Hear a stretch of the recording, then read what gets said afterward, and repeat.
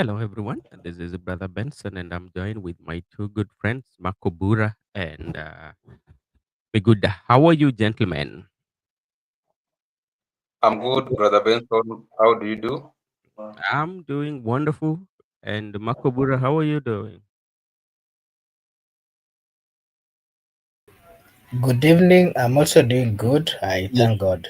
Oh, okay, thank you so much. We are still following up on the issues of Africa, especially the issues that are happening in Congo. The war between the M23 and the Congo government, and also the Rwanda government is involved in everything. So far, any good news from that place, or still they've not reached the agreement? Migoda?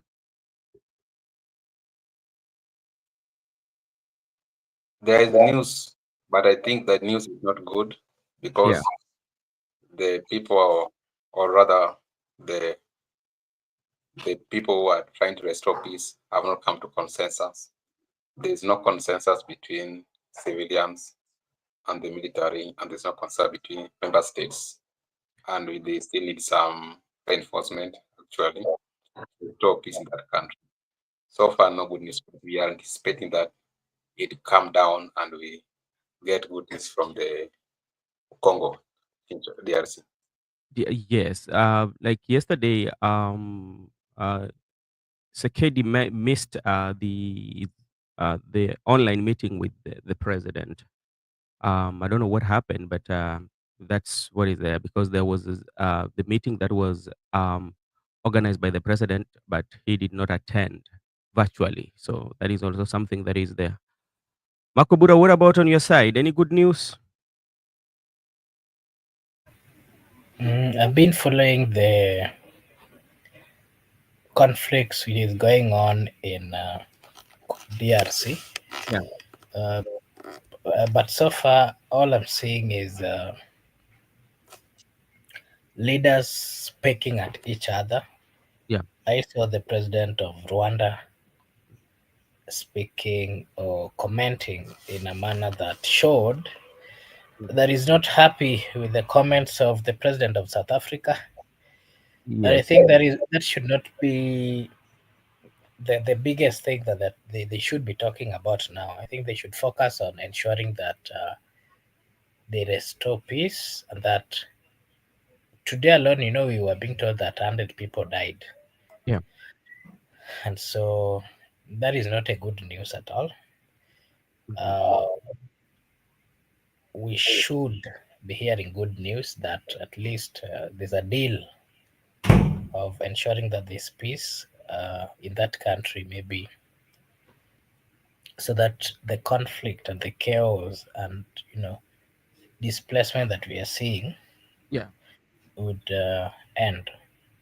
But So I think the political leaders, of which they are the people who yeah, understand this war better, mhm, if it is a specific country, let the country and the leadership come out and say it is not right, and yeah, they just speak and solve the problem. It was unfortunate when I watched. I've been following it, and there are some information that we are getting which are not really okay. That if suppose there's a country that is financing the whole conflict in Rwanda, I think it's the right time that they should stop, because they are human beings and lives which are involved. true. So it would be a respectful thing Mhm, to ensure that they look for peace. I also saw the United Kingdom issuing a threat to Rwanda that they will stop assisting them with AIDS. Uh, the sisters that they've been getting from UK, if they fail to stop being part of that war that is going on in UK, in DRC. So how does, because like this is like some of the questions that we are asking. How does stop giving Rwanda aid is going to stop the issue that has been there for quite some time? If you look at the history of um the war that has been in Rwanda, it it dates back to during the time of colonization.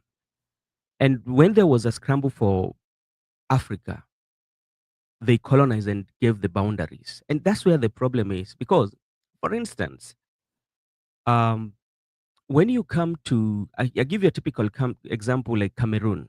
In Cameroon, there is a border. There's a place whereby there are people who are speaking French and those who are speaking English. And sometimes they are at war with themselves. The same Cameroon. Come to even with us, a typical example when you go to the border of Sirare, where we have the Tanzania and the Kenyans. Both sides kuna makabila yote, kuna watu wa Kenya wako kule pande ingine na watu wa Tanzania pia pale kule ingine. Lakini wakati ambapo the day that they were doing all this scramble and partition of Africa, they never thought, they did not look at even like these communities, or they did not even look at these people, because how can you find that a community that speaks the same language are of two different countries? We have the Maasai from Tanzania, Maasai from Kenya, and this is due to the boundaries. So the problem that came with this is about those started during the colonization. And if you look at even those who are the companies that are doing the mining, who are benefiting from those mining? Yeah. So those are some of the things that sometimes you look at and you say. So instead of coming up with a makeable solution, stopping aid from giving Rwanda, that is not going to solve the issue that has been there for a decade. If you stop and the war continues, what does it benefit the people, especially the commoners who are going through a lot? So the solution lies with them. Thank you, Gypsy Corner, for coming in. Or if all African countries stand and be truthful to themselves, like Somaliland, then we will be peaceful. Yeah, it is a matter of it's a matter of African countries, because even those sitting in those peace meetings, there's something that they are getting from there. That's why they are calling for peace. People to agree. I might be wrong, but that is what I think. Orma Kobura and Miguda, what do you think?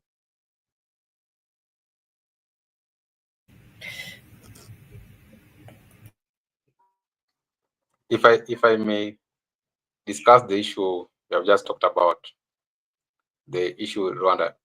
In Rwanda, there were two tribes, the Hutu and the Tutsi. Yeah. And the Hutu and the Tutsi, you find that some of them are more populated than the other. And the one which is less populated is being suppressed by the one which is highly populated. Mhm. To an extent that led to some of them migrating to Uganda. Some went to Uganda to seek for refugee status during the time of that war. Yeah. But you realize that these are people who are fighting, and they're more of the same people. But if you trace them, some are coming as far from Europe. If you trace their trace very well, the Tutsi are coming as far as those sides of Europe. Yeah. And that's why you find them, they were fighting over each other, which they should have stood by themselves. They should have not allowed the division, even though I'll still maintain the division, whereby some people are still divided along within the same country. And you have stated clearly now what's happening in the DRC Congo. In the DRC Congo, you find that Africans, the people who are victims are Africans. And the border, you have talked about the border of Kenya and Tanzania. Yeah. If you, for those of us who are beneficiaries who have gone there like me, I can tell you that once you are at Sirare, once you are at Hispania, you are going to towards Sirare. The first people you'll meet from, if you are from Sirare, you are going to Tarime, you are going to somewhere, it's called Meka. The first people you are going to meet there are Luos. Yeah. But remember, from Migori, you first meet Luos, then Kurias, then go to Tanzania. But you see, between Kurias, between Kuria here and Tanzania, you'll find Luos. So Luos go beyond Kuria.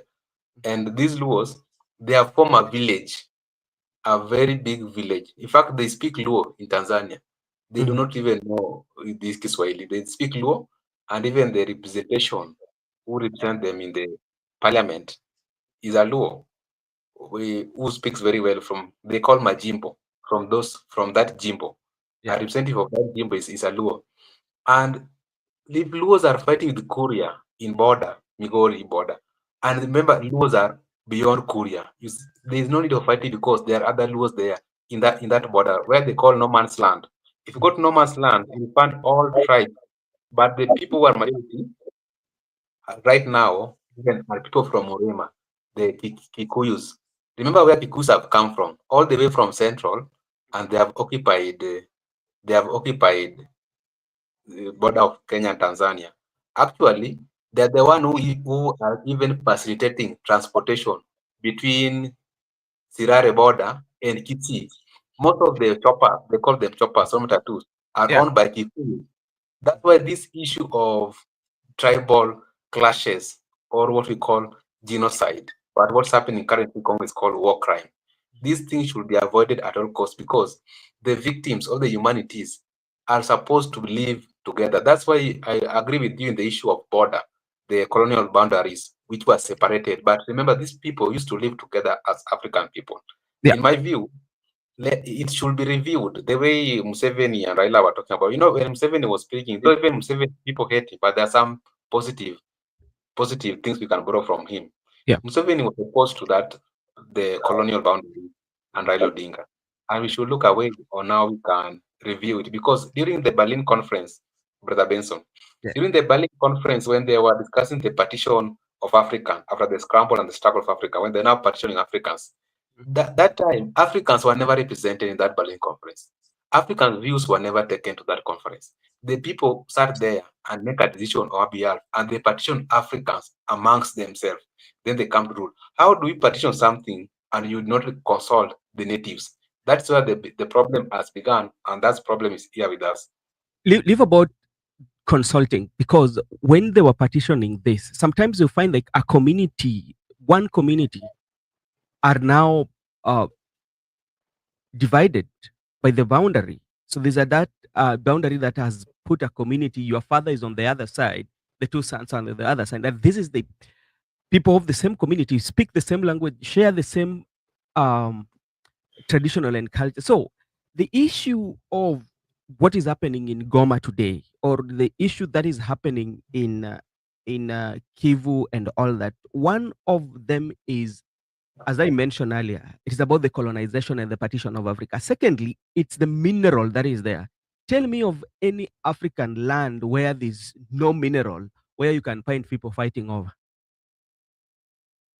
If there's no mineral, there's no, because like that place is very rich in mineral. The main, and when the leaders sit to sign those peace deals and peace, like we are signing the peace, they just sign the peace for a moment, but they know the main reason is the minerals.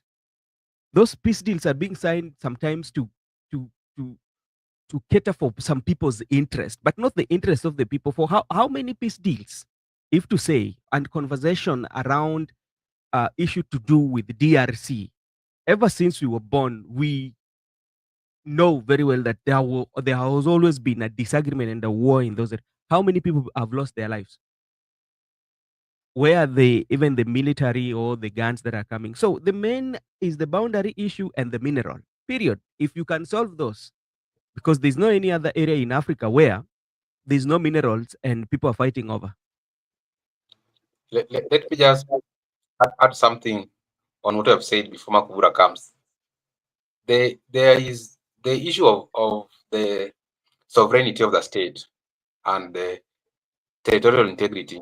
Once a state has been declared to be independent, the way you have said it clearly, it means that all the natural resources belongs to that state.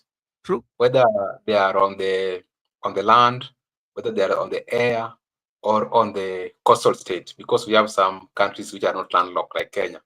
The coastal state of Kenya belong to Kenya, that coastal state. there's how we can go even to the exclusive economic zone, territorial state. You can go as far as the continental shelf. You can Yeah, go, but don't. But if you are in international waters or ICs, yeah, now that is now left for the international. You can play your game, but the coastal state belong to you. Even all the minerals, be it resources like a gas, if you have a gas in your country, or yeah. you have oil even in the sea, you are free to extract it as it belongs to you and you can claim it. The Okay. minerals which are found in Congo, in my view, they belong to Congolese Yeah. because they form part and parcel of that territorial integrity. And anybody or any member state who is invading is going to contrary to the international laws.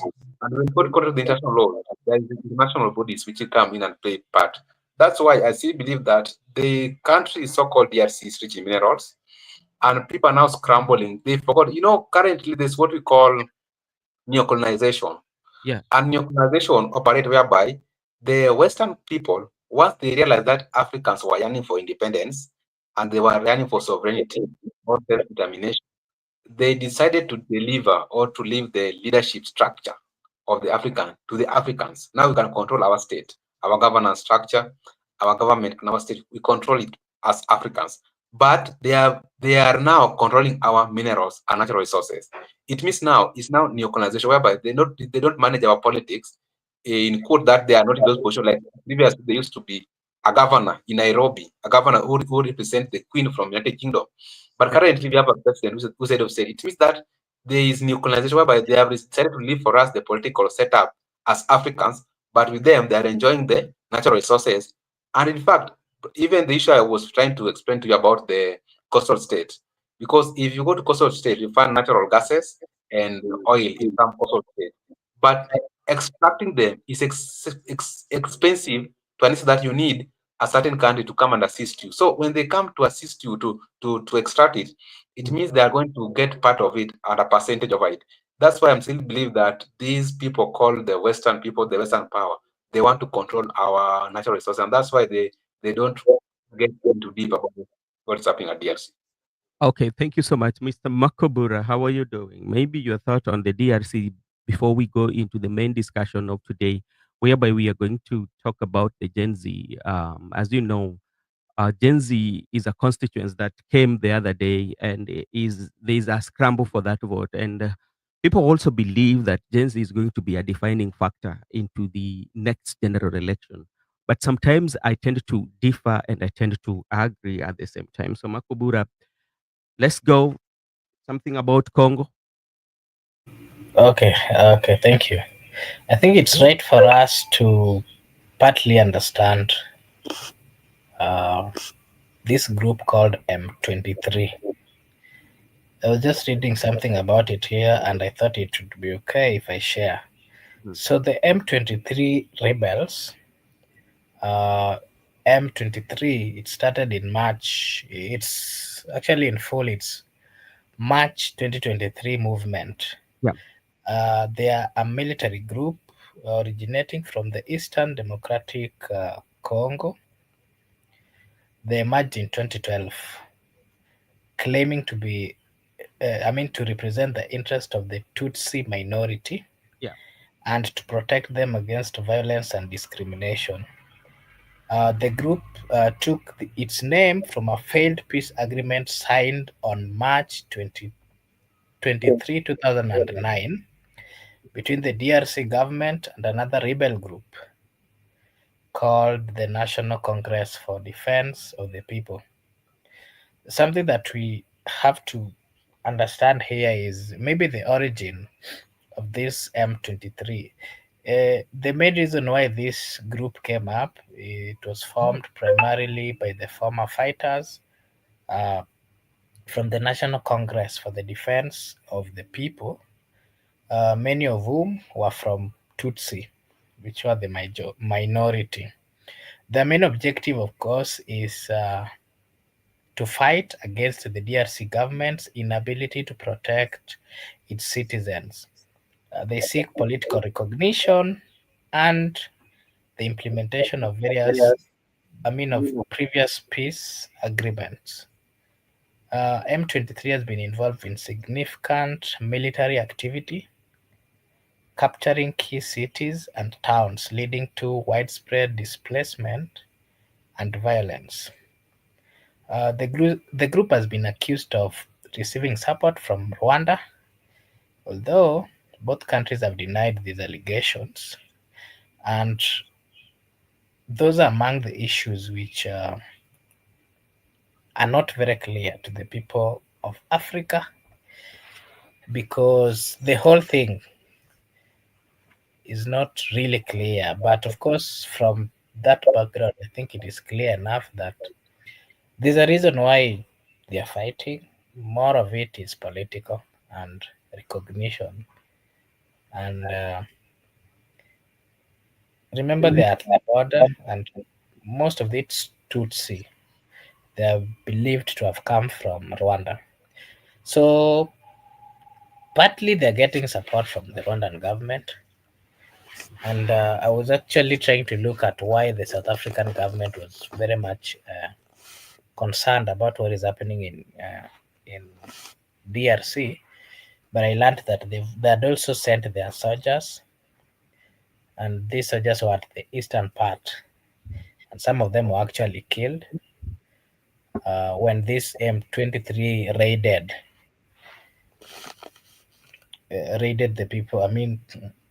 Started the war. So the South African President Cyril Ramaphosa is partly trying to protect his soldiers, of which some of them were killed, and that is why he was also very particular to the president of Rwanda that he should stop getting involved in what is happening. So But I think, Makobura, you know, despite I agree with what you're saying and everything, and even if you look at the peace deal that was signed, but if you look at the M23 with the originality, where are they coming from?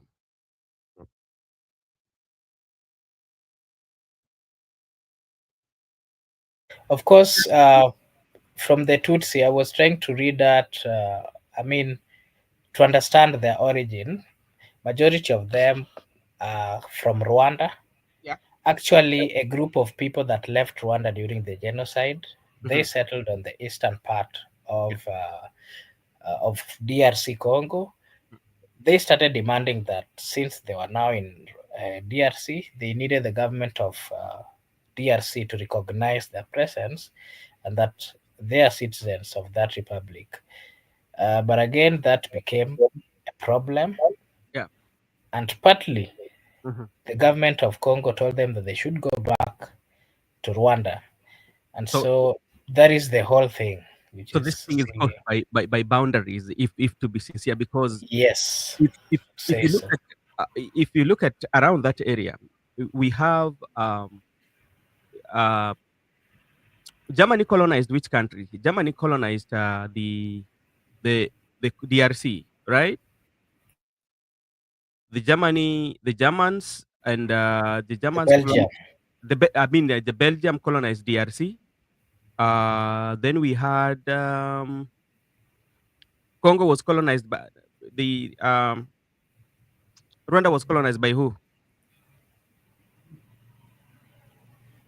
Is it the British? Yeah. But now, when you look at all the people who colonized the countries that are around that area, and they did give the partition, they did not consider that these people are of the same origin. Yeah. Their main aim, to me, their main aim was about the mineral resources that was there. That was the main aim of partitioning of Africa. They did not Sorry, consider. I think there's a question you asked about who colonized Rwanda. They were colonized by the German and the Belgium. And the Belgium. What about Congo? Uh, Congo,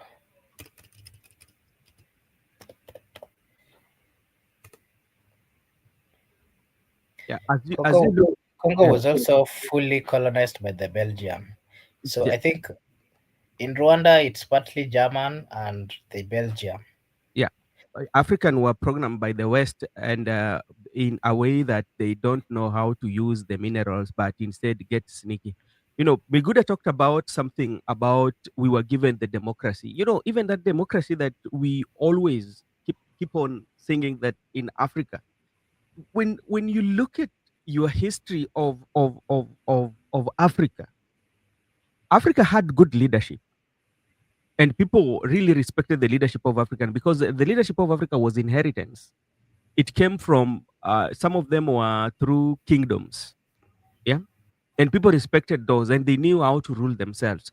So when you talk about the democracies that we have is not as democratic as we may think, because that sometimes even if we have election malpractices, we still say what are the AU has said about our election, that we cannot do it in a right way until they comment on, like, for instance, we know that election sometimes of a particular country had electoral malpractice, but we are waiting to see what is the AU or the UN is going to say. That if we say that this election was free and fair, we are going to agree, and we say that is a democracy.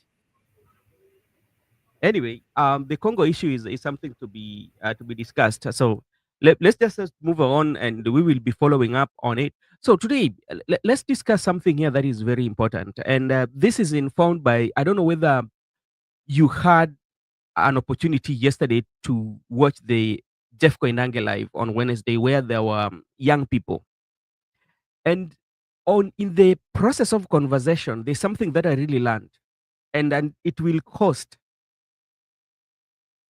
the Gen Z big time. One, right now, the political class is far much ahead of the Gen Z, way much ahead.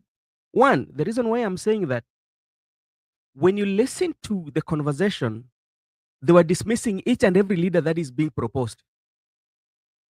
When Matiang'i name was named or was mentioned, somebody said that how Matiang'i was very corrupt and he has looted. Yeah, yeah. Another thing is about the democracy. There is that democracy that they're speaking about. When you look at the democracy of Kenya, everybody's fighting for it. We are building up a democracy. But, when a child is born, a child cannot be born today and start to work the following day. There's a process.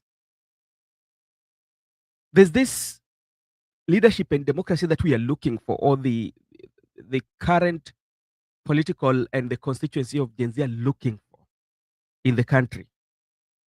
I don't know whether it will be actualized within short period of time. I don't know whether you had that. So I don't know, Makobura, what do you think about dismissal of every leader that is being proposed by the public, and the Gen Z are dismissing them? They don't unite behind these leaders. Okay, thank you. I think what is still happening with the Gen Zs is that, truth be told, those who have come out to say that they're interested in that the seat of presidency, majority of them are people that we know. Majority of them are people who have been in government, and we can say that some of them have, in the process of doing their duties, they have done one or two, three things which were not really welcomed by the people of Kenya. Yeah. Somebody like Matiang'i, of course, he was CS for quite some time. Yeah. There are mistakes that he did. But again, I think it is right for us to understand that going for presidency is not a walk on the park, and that it requires, of course, I would say that someone who has ever been in that, in these high positions like cabinets, people who partly understand how that game is played. Uh, and again, we also have to understand and accept the fact that we are Kenyans, and that the politics of the Republic of Kenya is run based on where you're coming from, who knows you, the I mean the what it also depends with how moneyed you are, because when it comes to campaigns, and Yeah. movement throughout the country, Mm. there's a lot that is required. So, as much as we may need new people in the field, we Yeah. have to accept the fact that we are not yet there, Mhm. that we first have to deal with what we have at the end. So which And is what? the other day, if you can remember, yesterday we mentioned some names here, and there was a proposal from some of our viewers that a ticket of, let's say, Maraga and Faith Odhiambo would be a very good ticket. Yep. And we talked about it. The reason why, as much as we agree it is good, we partly talked about it and agreed to some facts that we can support them. But have they come out to declare that they're interested in that? As a people, we've seen them in these positions and they've run or they have shown good leadership skills Yeah. in those positions that they've held. But again, declaring that you're going for presidents, it's not just something that you'd wake up. It requires a lot of preparation. It requires a lot of finance. It requires so many things. So I Yeah. think that is the fear that people, the people like Maraga or Faith, those people that people are mentioning, Mhm. they're not finding it easy to just come out to present themselves because they understand the dynamics and everything, the logistic and everything that is needed Mhm. uh, for someone to avail themselves for that position. Yep. So let us talk about what is currently with us. We have Matiang'i, we have Morara, Mtata, and all those people. Mhm. If they're the people who are there, then we have no other option. We have to work with what we have. We have to evaluate and say that Ruto is here, Matiang'i is here. Who is more devil or who is more uh, angel than the other? Of course, we'll go with the one that we think is But somehow better than the other. okay, thank you so much. Good, I'm coming to you. And this is what my good friend is saying, Brother Benson Media. The Leopards will never change their sports, and that's why all have to go, including their housekeepers and pets. Yes. And I agree with you. And remember, as the leopard is going, remember the leopard you're dealing with. Let's be very factual here. We are dealing with President William Ruto. That is one of them. Also, Raila Odinga will be playing into the politics. But if you mention those two gentlemen in terms of politics, they are very tough people in terms of politics. When it comes to the even the experience in politics, again, they also have the incumbency. They are enjoying that. President William Ruto is enjoying incumbency. Yet, when such names of the people who Gen Z feel or other Kenyans feel like these are the people who can go for presidency, but you find the larger majority of Gen Z are dismissing them, you know, then how will that one work out? And we are saying that they're going to decide the election, because which means if they go divided, it will be factual that either President William Ruto is going to win very early in the morning if they go divided. Or Miguda, what do you think? First, let me clarify on that issue of who colonized who before I dive into a point. Yeah. Initially, Congo was colonized by Germany and Rwanda, Germany. Mm-hmm. But after World War II, there was a unanimous decision which was made by the United Nations, because Germany was liable for the causes of World War II. And first, they were to lose all their colonies. And that's how they lost their colonies to Belgium and some other country. Even they lost Tanzania. Initially, Tanzania was colonized by Germany. They had to lose it because those were the sanctions were made by the United Nations. And because the main reason why United Nations was formed is to restore peace and security in the whole world. And Germany had to, that's how the Congo and Rwanda ended up being colonized by Belgium, but initially they were German colonies. Okay. You have just asked about the issue of agency and how they are losing the point because of what happened on the previous interview.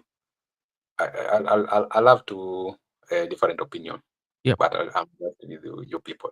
First, then Gen Z might be, for example, they might hide their card because, but the main goal was to send William Ruto home. That is the main goal for all Kenyans and including Gen Z. So by them proposing any name, by them declining any name, it means that they have hide their card. Their card is under table. They don't need to show the opponent the card, because once they disclose the card to the opponent, it will be very easy for the opponent to counter. And let me tell you, Brother Mason, the opponent is not ahead of the Gen Z. We are just on the same level. We are playing tactical at the same way we're playing tactical. The only thing that we are in disagree with Yep. the people and the Mhm. people of Mount Kenya, that in that formation, because even Marco Bura has introduced some names there, and Marco Bura also talked about evaluation. That the reason why I still refer to Marco Bura to go and evaluate, because that is the best thing they were doing, to evaluate. Because the people whose names have been appeared, according to me, they are like a puppet. And this one, I'm sorry to say this, we don't want a Mount Kenya puppet. We don't want Gachagua's puppet to be president. We don't want someone who is going to be controlled by Mount Kenya people. We don't want someone who is going to be controlled by Gachagua, because Gachagua said that logbook itakuwa Mount Kenya. What is he trying to say? Because even Gachagua was never an option. Remember, Gachagua was never an option by the time we were going for demonstration. He said that we want to get overhaul of the whole system, that everybody must go home. So Gachagua cannot come and hide in the Gen Z revolution with a puppet that is going to bring to us Kalonzo, for example, and maybe somebody. But Kalonzo is going to be a puppet for Rigathi Gachagua. We don't want that. That's why the issue of Matiang'i, I disagree with it, because Matiang'i is going to be a puppet of Uhuru Kenyatta, and Uhuru Kenyatta is part of the problem. All these people are part and parcel of this problem. That's why I still maintain my point that by us not disclosing our candidate, we are good. We are on the right track, because what we said, not me, but what we said unanimously as Kenyans, that hata kama president ako hapa na Mende, tutapigia Mende. But in quotes, Mende, I don't mean Mende. That is more of literature, for those people who literature. Some people just take it that I mean not Mende. Mende means anybody. So it means even if that Marara guy and some names which Mark would have stated, but I don't mean that Mark Marara, somebody else. So we might reach a scenario whereby we'll have two viable candidates, 2027, and the one who will be closer to William Ruto, people might decide and say, okay, let us give him. But what we must agree before we reach that point, that we do not want a puppet for Rigathi Gachagua. We don't want a puppet for Uhuru Kenyatta. We don't want a puppet for Mount Kenya. We just want an organic leader who can get overhaul of the whole system. If we are going to have a puppet of somebody, then let the status quo remain the way it is, because we are not yet there. We don't. Those are things we are trying to correct as people, that we don't want any puppet right now. We just want an organic person who has the money. Okay, talking about an organic, and the same way your argument is the same way that majority of the constituency of the Gen Z votes are talking about, because this is a vote that is being scrambled. It's people are finding a way on how they can get this vote.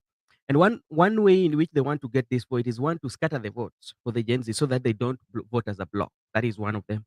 Secondly, the coalitions are looking at a way, or are looking in a way, that they can get the whole constituency, because they know if they get that whole constituency, you know, that constituency is going to propel them to the presidency. And that is a fact, because the population is big, and he's so much rich in the votes. But now my issue is, after knowing the potential that the constituency have, and the constituents themselves sometimes do not agree on who they want. Yeah, they don't agree on who they want. And as you say that you cannot kind of reveal your card. You're still hiding your card. For how long? Because time is not waiting.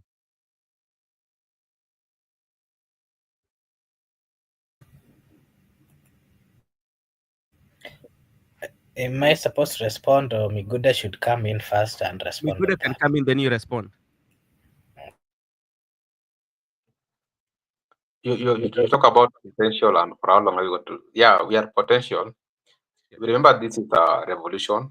It is not exclusively only for the Gen Z, because, and we have said, yeah, and let us not ignore this. Gen Z are going to influence even older people, because right now the Gen Z do make decisions for their parents. The Gen Z do make decisions for their older siblings because of reasons which are well known to people. Because if they agree that these are the right people with the right technology, they are rightfully in tech when it comes to tech, when it comes to matter of research, when it comes to matter of exposure, when it comes to matter of international relations, how we relate internationally with our fellow Gen Z, because we are having social media, all platforms, and we know how we get linked with all the people globally. We can give them rightful updates as a country, and we understand where the world is going. We understand where people are coming from and where people are going to. We understand how technology is transforming the world at large. We understand how a man of the future is a man of technology and a man of statistics. These are the things that we are yet we know very well, and we understand they are at our fingertips. Therefore, we are part and parcel of decision making on that ballot. You cannot ignore Gen Z. And most importantly, the person, not that we are hiding our candidate for long.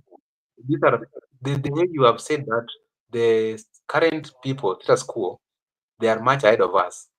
That is part of strategy, because being ahead doesn't mean that, because with them we know their candidate, Yeah.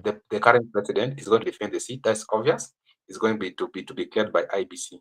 Mhm. And we, the people, we must hide our card. But at the same time, there are other things that we are carrying out, which the current regime are not sleeping.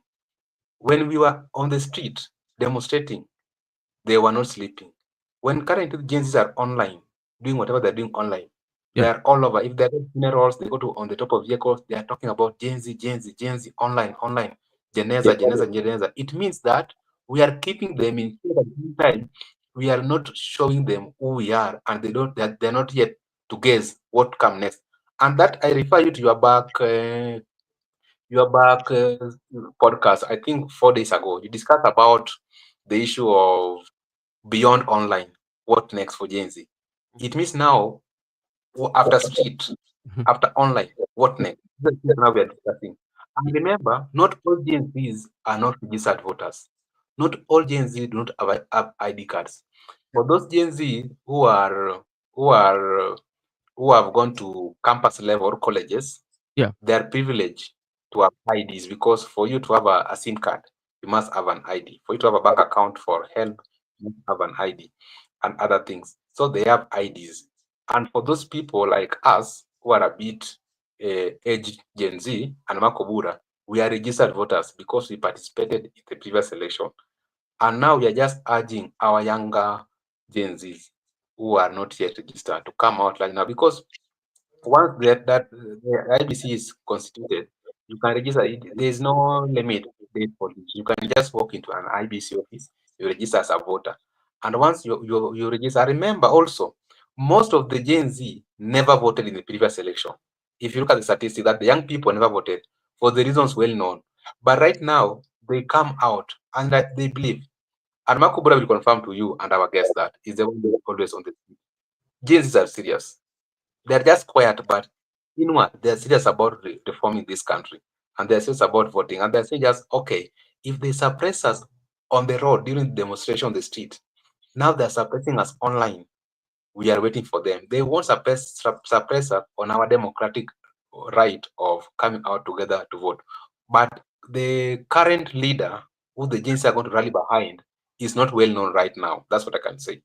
So, Makobura, you can respond to two at the same time. So, as you say that the current leader, but now, how are we? What can make the Gen Z have that driving force to go and register if they still do not know how they are president? Like you just said, we are going to vote and we don't know who you are voting for. Makobura. Okay, thank you. I want to say this. I've ever participated in, not directly in political campaigns, and I can tell you that uh, I was supporting a candidate, and my friends are also supporting a candidate. We campaigned, and we believed that we had everything that was required and we were going to get that seat. I'm telling you, as much as people do start a campaign early enough, it is good because when you campaign, when you start, I mean, doing it many months before the election, of course, they on the ground, watu watakujua. But the question is, as much as wanakujua, do you have the character? Do you have the behavior? Do you have what it takes for them to elect you? I think that is the biggest question that we should ask ourselves. Because mimi mwenyewe nimefanya campaign mpaka nikakuwa na candidate, but when I was doing on the last day of voting, Mhm.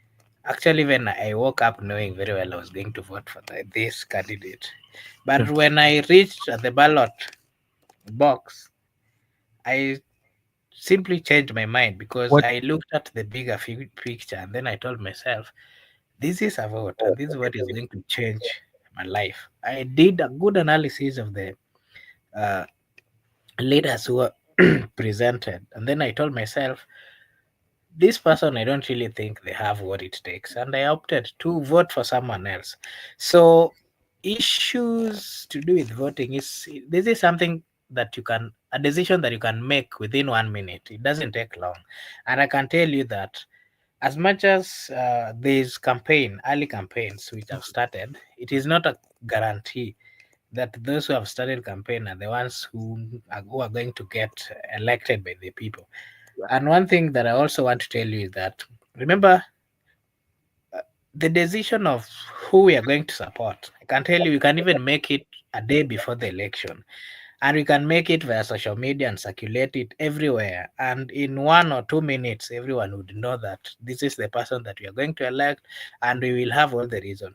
It is good. Let them come up. Let them present themselves. We are doing analysis. We are evaluating them.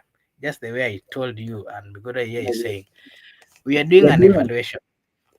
We are trying to analyze these people from head to toe to look Mhm. at their CV, Mhm. and when the right time comes, we are going to make that. We are going to make that final decision.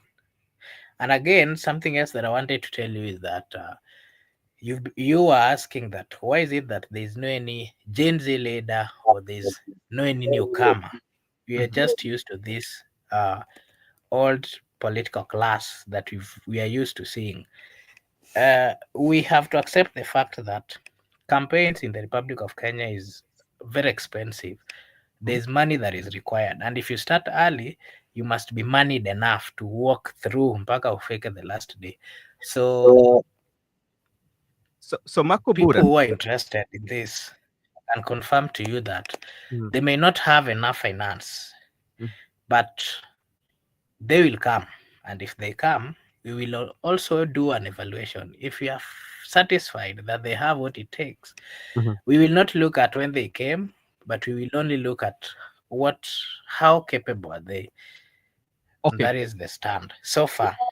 Okay. Thank you. And you've mentioned something that is quite very much okay. And even you, as an Gen Z, who yearning for that change or who participated for that change, you still acknowledges that there is something to do, or the biggest issue is to do with the finance. But if it's indeed that you want the change, you know, why should we pressurize somebody who is going to run for us or somebody is going to represent our views to be financed? Should finance be something of the That is why the that campaign? that is why I've said that Uh, we are doing it. We are doing evaluation, and again, there are people who are still coming. We are going to make. We can. That's why I've clearly said that a decision can be made even a day before the election, and that campaign can be done in one single day. yeah. We've seen, I like how the Americans did their campaigns, and then they got to election. They didn't take long. It was done within some few months, Mm. and within few months we saw them, doing the election. Wait, And in Kenya, Makobura, we have. Makobura. When, Can you how, hear me? what election did they do for few months? I mean, campaigns. I'm saying that campaigns. If you compare the level of campaigns that are done in the US and how it is done in Kenya, Mhm. you find that in Kenya, immediately elections is done Mhm. and the president is, sworn in, or Yeah. even before, a Mhm. campaign starts. And that is why we are seeing that immediately after 2022, we got into another campaign mode and people demonstrated, people were even killed. And after that killing, of course, that became an agenda of campaign and it is still going on up to date. So And that is why we are saying that let me we are trying to kill this behavior Mhm. of consistent campaign. Just 1 minute, I finish. Yeah. We are trying to finish up or to kill this behavior of consistent campaign, because when we start giving our opinions or when we start talking about early campaigns, for Yeah. example, we still have like 2 or 3 years to Mhm. election. Mhm. And remember, we are Gen Zs, we need to survive. You cannot survive when we are doing campaigns every now. Sahii tukianza kuingia kwa campaign mode, tutakula aje? Okay. Unajua, we are hustlers, so we need to focus first. We will think about election one day to that And day. that's where you're going to lose the match. Now, when you come to the campaigns of United States, there's something that maybe I might bring to your attention. One, the only campaigns that are usually so much being captured by the media, especially outside United States, are the campaign for presidency. That is the campaign that is basically captured. But when you are in, they are always campaign, especially for those small districts, because remember, the governor. Let's come to the Senate. The Senate will serve for 6 years. After 6 years, they will have campaigns. Then we have the House of Representatives only run for 2 years. So, which means there are those that their 2 years elapsed when they were electing the president. And in the period before the end of the Trump president, their 2 years, they will be campaigning. So those kind of like the campaigns for the Senate and the House of Representatives are usually not captured. They only capture the presidency. But basically, the campaigns are always in gears. So is it done immediately election is done, then campaign starts again for the next? Yeah, it depends to where your term. And you know the difference of our country, the difference with Kenya with the I United. I get you. Yeah, I get you, but I think there's something that I need you to clarify. For yeah, example, in Kenya, we have a 5-year term, yes, and then an example one started in 2022 yeah, and then goes up to 2027. I understand that the elections of governors and the president in US is not done at the same time. yes. So my question to you is, let's Mm, assume that the governors mm, the governors are elected in 2022 mm. and sworn in 2022. Do they start campaign for 2027 immediately after they're sworn in? No, they don't start campaigning that, but it will depend. When you talk about the politics, we are not kind of like being confined to one person. Um, we are when we talk about the campaigns, as you say, that our campaigns are usually continuous. Yeah, it's the same as in US. It depends which particular office you are vying for. So, for instance, you will find immediately after Trump, the second year of Trump in office, there are those who are elected who are doing their second year. By we are in 2025, yeah, the 2027, yeah, 2027, there Yeah, will be I understand that. yeah, I understand that, for example, now the President Trump is running his term from 2025 yeah, to, let's say, 2020. It's 4 years. yeah, That is 2025 to 2029. yeah, I know that for the president is separate. Let's yeah, say now for the governors, mhm, they started theirs in 20. We are in 2022. yeah, No, we are in 2025. mhm, They started theirs in 2022, right? They were mhm. sworn in 2022 or 2023. And remember when you My talk about question to you was, yeah, their term is separate and Yeah. different. I know that. My Yeah. question to you is, now they remain with 2 years to another election, right? Yeah. Yeah. Have they started campaign for the 2027, the governors? No, but it depends from which state. Remember, each and every state, their calendar for election run differently. When they don't go concurrently. Okay. In short, what I'm trying to say is, I know they do their campaign 6 months to the election, right? Yeah. Yeah, so that is the difference of what we have in Kenya. In Kenya, immediately the election immediately after the elections and confirmation and appointment and everything, it starts immediately and it runs throughout the whole term. Yeah. That is the difference. I agree with you, but also something you have to put in consideration is these are quite much different zones. Sometimes you can come into New York, yeah. For instance, New York has how many districts which have like different representatives. So you might find in that area whereby you have like 42 districts, for example. Out of 42 districts, there are 2 districts that are running elections because their times have expired because you only go for 2 years. So during those 2 years, those 2 districts will be campaigning, but the other district will not be campaigning. Let me break it down for you.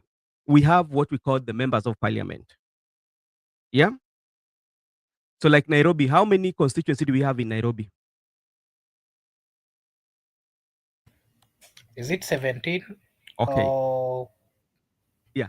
So if you have 17 constituencies in Nairobi, what happens is that in those 17 constituencies, their term limit, especially let's give an example, is 2 years, but they do not run concurrently.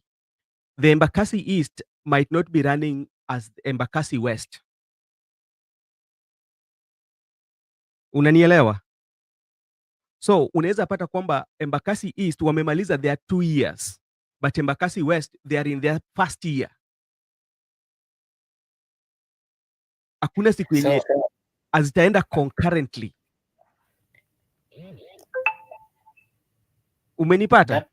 I get you, but I'll look for you. You give me that good explanation because I now fail to understand how they then get to House of Representative and then speak about issues affecting the people of Kenya if the timeline is different.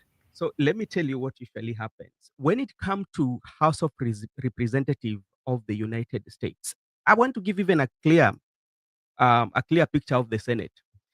If there's a county that have lost the Senate, what will happen? The party of that county will appoint one person to continue to finish that 2 years. Let's say like the person was supposed to go for 6 years, but in the period of 6 years, he dies on the 4th year. They will appoint somebody to go for the 2 years, then there will be election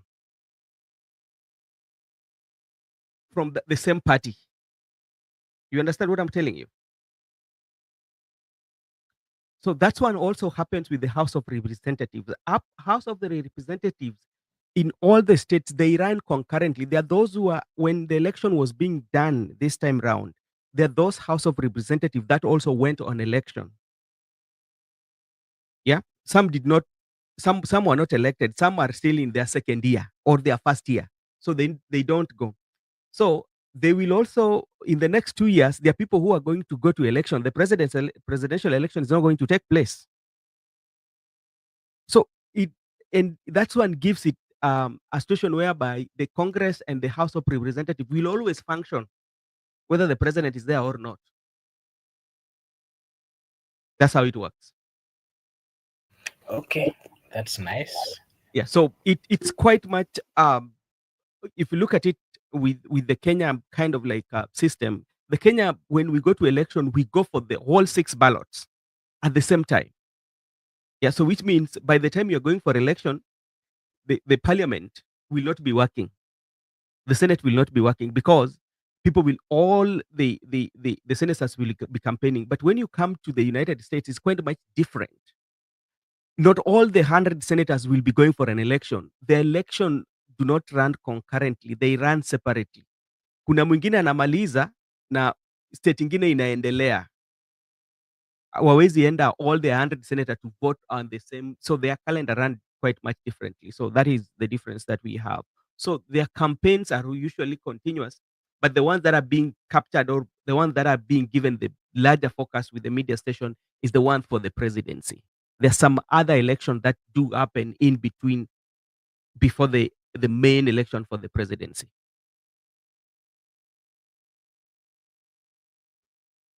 Yeah. So, or I can give more explanation. Miguda, come in and talk about your Gen Z. That I still feel are still lacking the strategy to maneuver the political terrain of Kenya.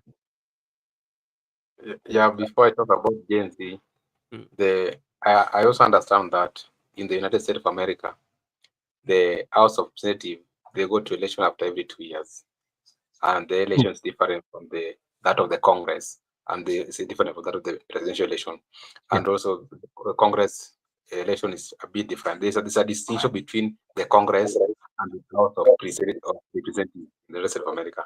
That one I understand it very clearly. Yeah. What I wanted to, before I talk about the issue of Gen Z, I want to respond to our good friend Gypsy Corner. Gypsy Corner is asking about the aged Gen Z. Of course, the age of Gen Z. The age Gen Z, I don't mean the age of age or number. I mean that those Gen Zs who are experienced, those Gen Zs who have been in this work for so long. People might just see us on the Brother Benson media, but they don't understand. There's much that has happened in the country. Marco Bura told that we have a political party, and that political party, it is not something that we're just talking about. It's a real one. If you go to Political Party Registration Act and you go to the political party registration, you'll get it. It is registered. And there are things that people just want to set first, because we can even donate our political party to the Gen Z presidential candidate to run with it. And if election is called to that party, I'm also eyeing the position of the Secretary General of that party. I want to be the SG of that party.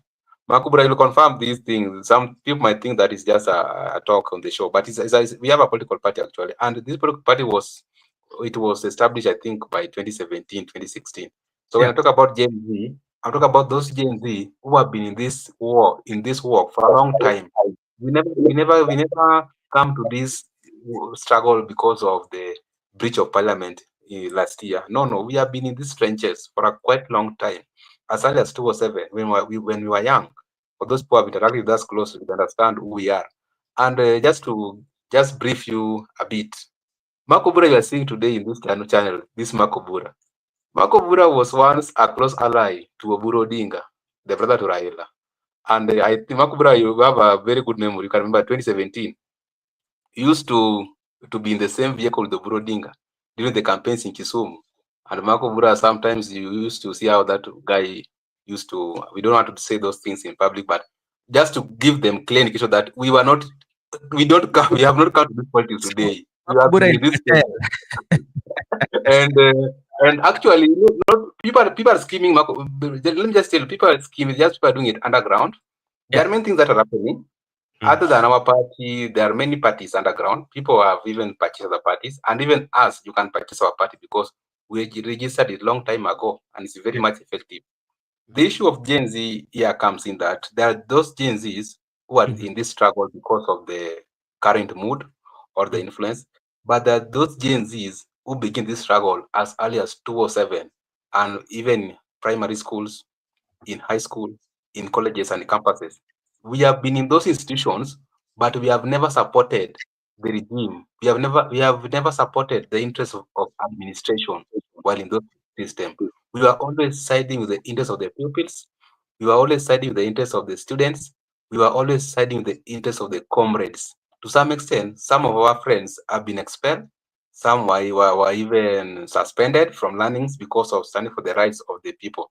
And currently, I also have a very good number of friends who are vying for the forthcoming election, and they're also underground. Just to clear what I want to say, that the Gen Zs, there are those who are aged in terms of experience, in terms of being in these trenches, in terms of meeting these political parties or leaders. And when we sometimes we question these old guards, do not mistake us. We have been with them We know them. We have hung out with them, and we understand their stand in public and in private. And we want to give you an alternative. Kindly listen to us. And the future is the Gen Z, because 10 years from now, it is the Gen Z who will be running this country. And Yeah. we need to start early. But some of us begin so early, as 9 years ago. So that's why they were surprised that these people are not afraid of tear gas. They're not afraid of live bullets. Or these people are used. Sometimes people used to go to this demonstration, but underground, because you used to hide from your parents. You go and demonstrate. So you learn from your older people that okay, when you're in them, that's why when we used to advise them, if you go out, kindly don't always provoke the police officer. Don't go beyond what is demonstration. Know your limits. Come out peacefully. Do not harm yourself. Just wear your jeans, your sneakers. Come out with a water bottle and smartphone. Go out and demonstrate peacefully. Then know your limits. You should not restricted areas. You should not interfere with the police. Then go back home. But Yeah. for those people who are going beyond their limit, you know what happened to them. And Gen Z going forward, Brother Benson, Mhm. I'll just stick to I'll just ride on Marco Bura's point that Yep. we can declare candidate today and tomorrow, and some months are to what's election, then that person can be a candidate, because the power of social media. It's very Okay. easy for us to campaign. We don't need to be on the ground to campaign. We can just influence on the social media, and people just wake up in the morning and change the country and transform this country once and for all. Yeah, I'm just talking about observation that I usually make, and even yesterday, I don't know whether you found a chance to you had an opportunity to join the Latif on his conversation yesterday about the leaders of tomorrow, and when is tomorrow, and who are these leaders. So if you listen to that conversation, the same issues that we are raising here, or the same issues that I'm raising with you, those are the same questions that people are asking, because there's this spirit of dismissal, especially when somebody is proposed. Morara was dismissed, Okio Mutata was dismissed, Matiangi also, like some people are still dismissing Matiangi The also. reason why we are dismissing these people is one. Yeah. If we settle on one, we know the government that we are dealing with.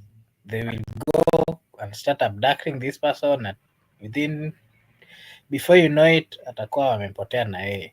So we cannot fully disclose everything on air and all the plans that we have as a people. What we are doing is we are focused generation, a generation that knows where they've come from and where they're headed to, a generation that is going to lead the liberation of the Republic of Kenya, and we will ensure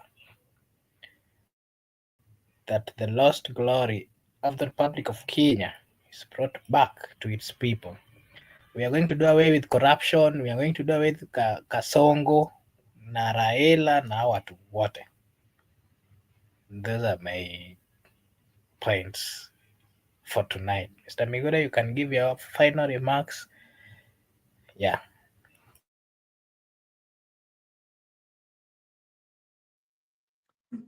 My final remarks, I'd like just to talk to our esteemed viewers.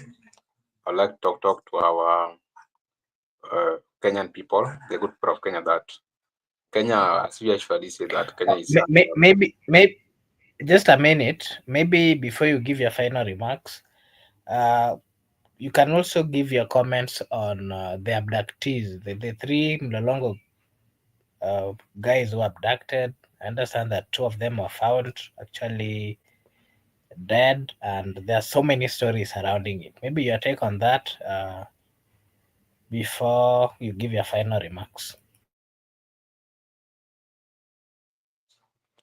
we have condemned the issue of abduction. Kenyans have condemned, and even it is contrary to the provision of the human rights that you don't have that capacity to take someone's right. And if 2-3 people are missing and some of them are found dead, that is not good. We still condemn it, and we need everybody to be alive, and let that day which God want you to pass on to come and pass on, but let people not force you to go to they are forcing you to go to where they were forcing other people to go to. It is not good. Let us just allow other people to live. Allow them to live. there's no threat. There's no threat. There's no more threat to the status quo. They are the people who are in control. They are in charge in case these people have control everything. They control the instruments of power. They have machineries. They have securities. We can't reach them. Let them just be relaxed. No one is going to invade them. People are just exercising their democratic right. They're just exercising their democratic right the way they should be, the way they're feeling, because you can't compel people not to talk. You cannot compel people not to do their things. And whenever you feel that people are infringing your rights, there are right procedures. You can move to court of law and you can start litigation against that person so that the law can take it to a process. But this issue of abducting somebody, then sometimes they are dead, or some people are being found, they are being killed. Those acts are not they are not good. They are not human acts. They should not. They should be stopped. Let those people live. I don't know why they are being killed. But Makubura, the issue of abduction, I think it is left at that level. I can't delve into it deeply because there are so many things about it. You have heard from the CS, from the president, from other people. So it's an issue I can't. It's beyond me to discuss. I can just call out that we should stop it. But if anything, if there's people who are doing it, it's high time they stop it because it's not too effective.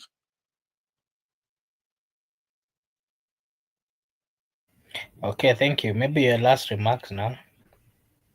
I was talking about the people of Kenya. Let us always remember that I can't we have hear only you. one. Can you hear me? Can you hear me? You can hear me now.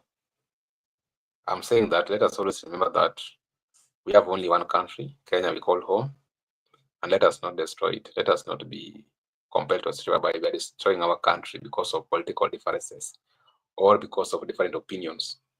We can have your divergent opinion, we are free to express it, but let us not divide our country. And let us also live together as a people. Let us not divide the people along the ethnicity or along religion or along race or along any activity, be it sports. Let us always remember that we have one indivisible country called Kenya, one people, one nation, one flag. That and see you next time, Akokura. And for those people watching for the first time, kindly subscribe to Brother Benson Media. Yeah, we say your opinion count. Okay, thank you. Allow me also to acknowledge the presence of Gypsy Corner, Eric Kayaga, Brenda Obedi na wale ambao wanatutazama. We are very much grateful. Thank you so much for finding time to join this channel. We really appreciate the fact that you took your time to be with us. Gypsy Corner, asante sana for your consistent engagement at the comment section. We really appreciate to our viewers. This is Brother Benson Media. And here we say that your opinion counts. If you are new to this channel, kindly like and subscribe to the channel because if you do so, it is a way of supporting us and we'll really, really appreciate. And I want to take this opportunity to wish you all a blessed night, a blessed morning, a blessed afternoon, a blessed evening from wherever you are. May God bless you. See you tomorrow. Thank you and bye bye.